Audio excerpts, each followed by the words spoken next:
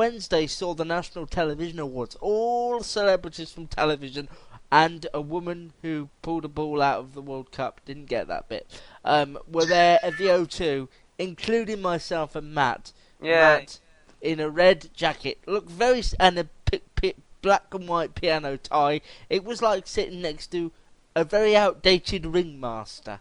I don't quite know what was going on there. What circus do you go to where they wear piano key neckties? Every circus I've ever been to. In fact, if we'd gone to the National Television Awards in like the year 2001, there's a good chance Matt would have been barred entry if Trini and Susanna had been there to stop it. Topical reference. There you go, topical. Don't get more topical and than then Trini Misha and Paris and that other woman when they cancelled it. Somebody. Jamelia. Yeah. Not every black lady is Jamelia. Yeah. Okay. Some of them are Misha Paris. Yeah. So that was the National Television Award. The reason we bring this up is I am going to say this. You can take this how you like. I hate the way the general public, in this country particularly, watch television. There you go. Yeah. My first proper moan of the show. Winners, surprising winners, included Paul O'Grady's For the Love of Dogs, which although I don't think deserved to win over the others in the category like the Bake Off, I can see why that's the only popular. thing I would say in defence of that is that's the only one that's on the prime channels. All the others are on sub-channels like BBC Two or Sky One. So if you're talking... although again it gets massive ratings, I'm just a boring person, what do I know? It was Mrs. Brown's Boys. Yeah. And it was cold in the... Well, it was hot in the O2, but there was a real coldness in the air when Brendan O'Connell announced to the entire room that there will be a Mrs. Brown's movie at some point. Highlights from As I said at the time, the tagline should be, and you thought Keith Lemon the movie was bad. Highlights from the night for me included smelling Matt's chips, which is not a euphemism. That was nice.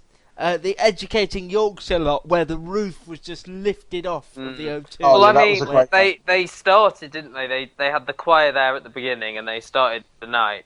And then we noticed that they were in at least one, if not two, boxes. The sky boxes at the O2 had, some of the pupils from the Thornhill Academy, and some of the teachers obviously had gone there to support the show. But as you say, when they actually won the award, it did get a bit emotional. It's fair to say, because we need to just establish that I was on a special assignment and couldn't unfortunately be present at the O2. I can't talk about it, fair enough. So I watched it on television, and the biggest cheer of the night was Educating Yorkshire, and the fantastic moment when the stuttering kid got up and did his little bit. Yeah, Mushrat did his yes, brilliant. That was the moment. A lot of people on Twitter were sort of saying how important and good that was. There's an important phone call coming through there, so bear with me. All right, so Luke, Matt, tell us what were the other awards that you kind of were surprised by. The other moment that me and Luke actually both agreed on, even though neither of us watch Coronation Street, was when the lady who plays Hayley Cropper won her award, and Julie Hesman-Hile. Yeah, and dragged up the guy who plays her husband Roy, and it was just a nice sweet moment. Of course, this week her character was passed away on, I think, the Monday show, so it was nice for all the the the timing crowd. was and they also won the soap award, and I'll just share a little anecdote that we hinted at before the show. During both awards, there was a lady in front of us who was a big Corrie fan. So when Corrie won the second award, the Best Soap Award, she stood up during the entire acceptance speech. So a couple of the ladies in the row behind started shouting at her to sit down. The other friend who was with us asked her politely to sit down. She ignored him and said, this is the only thing I've come to see. This is the only thing I wanted to see, so I'm going to stand up. So the women behind kept having a go at her, and it turned into a bit of a slanging match, a bit of a "you shut up, no, you shut up," and it was quite amusing, Nice. especially Yeah. as this took place during the Best Soap Award.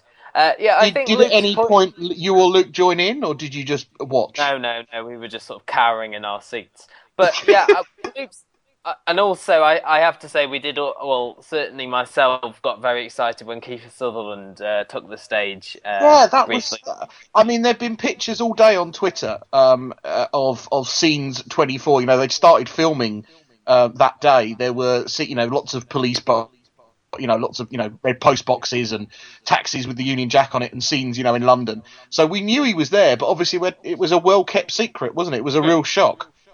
The other the two big winners, I suppose, really are Doctor Who won 2 awards. The best drama. Oh, that's fair enough. I think Broadchurch was unlucky, and then Matt Smith winning it for drama, and I think again that was probably due to the timing. Him just having not long ago filmed his last scenes, and also I thought it was interesting how I think Matt and I both said this at the time.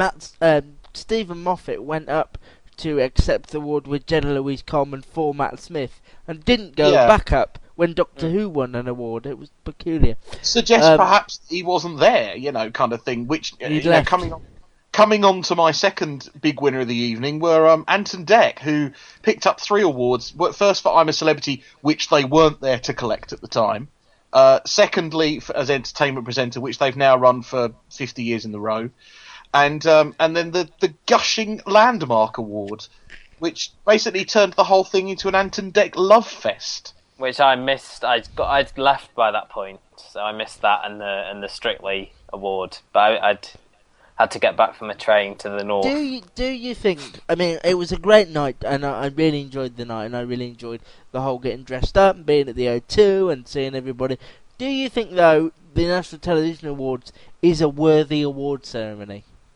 Well, I would say, and you sort of alluded to it at the beginning, that this is voted for by the public. But what they mean by the public is people who buy specific magazines where I know Radio Times is one of them, but so is the TV Quick, is it, or something, and the What's on TV, and I think Heat magazine as well. And these people tend to watch the populist TV programs, and I mean as well the list that they formulate to pick from, the long list, is all from the top rated shows to begin with. So none of the sort of smaller dramas that we champion on this podcast tend to make the list to begin with. So it is all the ones that get the top ratings in their various slots. And the people who watch TV mainly, and we've brought this up on the podcast before, are the more mature people who watch things like the New Tricks, like the Downtons, like the Call the Midwives, and tend to shy away from other shows. And Broadchurch, to an extent, was an anomaly in that it was a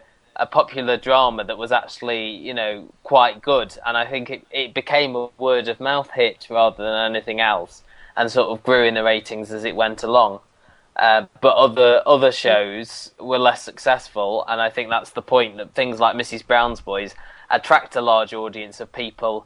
The general public tend to watch what's on the main channels. I think that's what we're saying, and I think that's why you're saying that generally you hate the public who vote for these awards. You should have seen the young... I mean, there was a few older people, as Matt alluded to with that soap story, but the majority of people were young in there. The amount of applause that Downton and Call the Midwife got was just... I wouldn't have believed it I if think I we hadn't were heard just... it. I mean, I think I was just applauding everything, because that's what they said, to make a lot of noise. I mean, the odd thing was that the sort of young people just in front of us who jumped up and started whooping when Jeremy Kyle was nominated. That was a bizarre moment. Yeah, I think that was people that were on the show that morning. As I said, oh, so it was his baby.